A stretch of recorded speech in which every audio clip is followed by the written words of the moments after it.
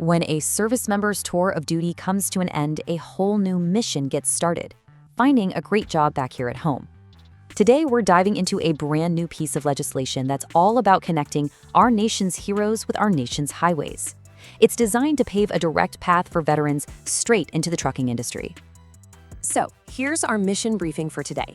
First, we're going to explore why veterans are such a natural, powerful fit for the trucking industry. Then, we'll get into the nuts and bolts of the Transport Jobs Act itself.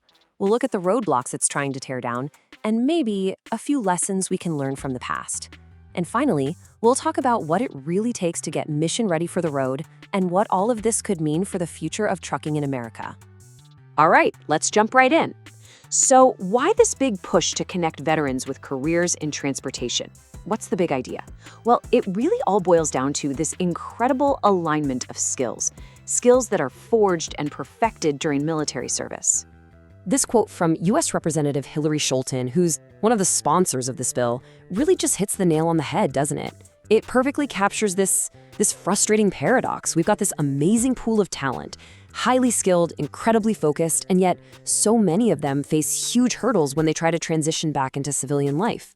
This legislation is all about building a bridge over those hurdles. Now, this is where it gets really interesting.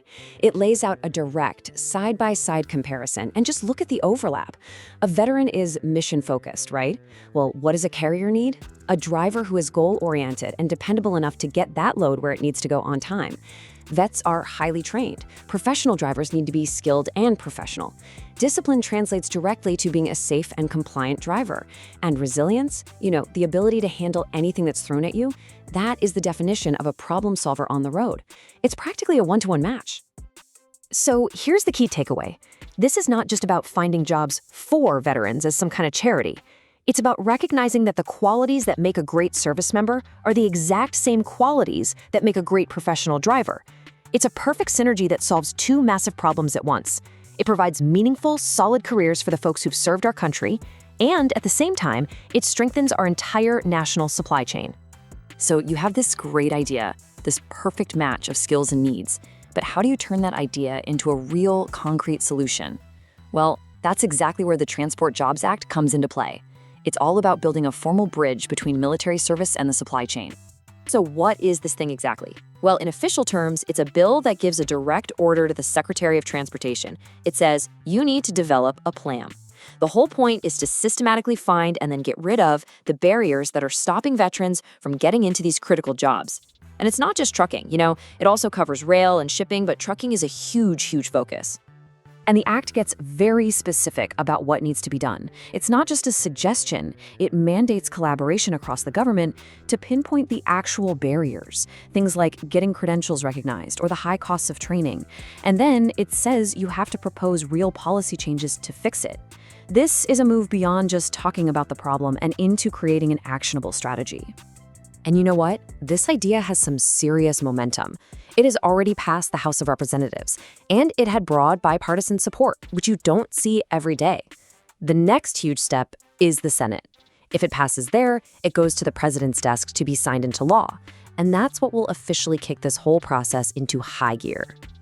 Okay, so the bill says make a plan, but what does that plan actually look like? Well, the legislation specifically calls for something called the Veteran to Supply Chain Action Plan. This is the engine, the core mechanism that's supposed to create all this change. And the plan is laid out in a really logical four-step process. Step 1, figure out what's broken. What are the real roadblocks? Step 2, make training and mentorship better. Maybe that means more hands-on opportunities, or maybe it means connecting new drivers with experienced veteran mentors who've been there and done that. Step 3, create clear paths for education and advancement. So this isn't just a job, it's a career with a future. And finally, step 4, the ultimate goal of all of this, get more veterans into the industry, and just as important, give them a reason to stay. Now, what's really important here is that this plan won't be cooked up in some government office in a vacuum. The bill specifically says the Department of Transportation has to talk to the people who are actually on the ground. We're talking trucking companies, industry associations, and the organizations that represent the drivers themselves. This is crucial for making sure the solutions are practical, they're realistic, and that they actually address the real-world challenges that both veterans and employers are facing every single day. Okay, so as promising as all of this sounds, we know that the road to success is rarely a perfectly straight, smooth highway. And in this case, history actually offers a really important lesson, a cautionary tale that lawmakers and the industry are going to need to pay very close attention to. It's really important to be honest here and acknowledge that this isn't the first time we've tried something like this. There was a recent federal program that also targeted military drivers for the trucking industry, but it ran into some unexpected trouble. And understanding why that happened is absolutely key to making sure the Transport Jobs Act succeeds where others have struggled. So take a look at this timeline right here. Back in 2019, the FMCSA launched a pilot program. The idea was to let younger veterans between 18 and 20 years old who had military driving experience operate big rigs across state lines. Now, that's something that's normally restricted to drivers who are 21 and over. On paper, it sounded like a fantastic idea. But by 2021, just 2 years into a 3-year program, they pulled the plug. It was canceled. And the official reason? Not enough veterans actually signed up to justify keeping it going. And that just raises this huge question, right? Why? Why was there such a lack of interest? Some people point to things like low starting pay or maybe the tough lifestyle of long-haul trucking, which can be a really hard sell for someone who just spent years away from home and family.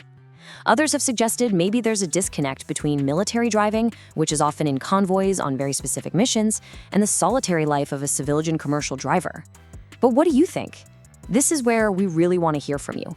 If you're a veteran, if you're a professional driver, if you work anywhere in this industry, what are the real reasons these kinds of programs struggle to get traction? Please drop your perspective in the comments below. Your boots on the ground insight is what's missing from the official reports, and it's incredibly valuable. Understanding those challenges we just talked about is absolutely critical for the success of this new act, because the successful transition from the military to the highway isn't just about having the right skills or getting a job offer.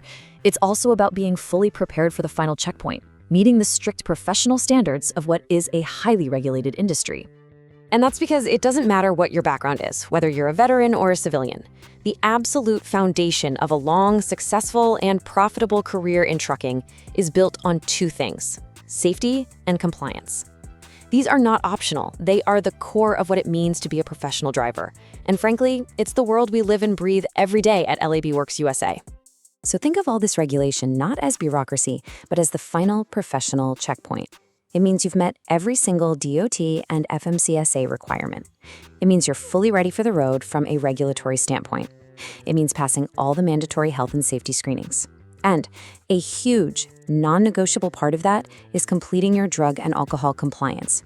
This is absolutely essential for keeping everyone safe out there on the road. And helping drivers and carriers navigate that final checkpoint is exactly what we do at LabWorks USA. We see compliance, especially drug and alcohol compliance, not as a barrier, but as the final, crucial step that certifies a driver is a safe, professional, and fully qualified operator ready to hit the road. It protects the driver, it protects the public, and it protects the integrity of the entire supply chain. All right, so let's pull back for a second and look at the big picture. If this Transport Jobs Act is successful, if it really works as intended, what's the potential long-term impact? It's about so much more than just one veteran or one truck. This chart right here perfectly captures that powerful win-win scenario we've been talking about this whole time. On one side, you've got a program that offers real, tangible support for our nation's heroes, giving them a path to stable, meaningful careers after they've served. And on the other side, you're injecting this incredible pool of disciplined, skilled, and mission-ready professionals right into our supply chain, helping to fill a critical driver shortage that we've been struggling with for years. It's a solution that serves both our country and our economy. And that really leaves us with this one final big picture thought. For years, we've talked about supply chain problems and driver shortages like they're these complex, almost unsolvable issues. But what if a huge part of the solution has been right here in front of us the whole time? Trained, ready, and just waiting for their next mission. We hope you found this breakdown helpful. If you were inspired or learned something new, please do us a huge favor and hit that like button. And be sure to subscribe to our YouTube channel, LabWorks USA, so you don't miss our next explainer.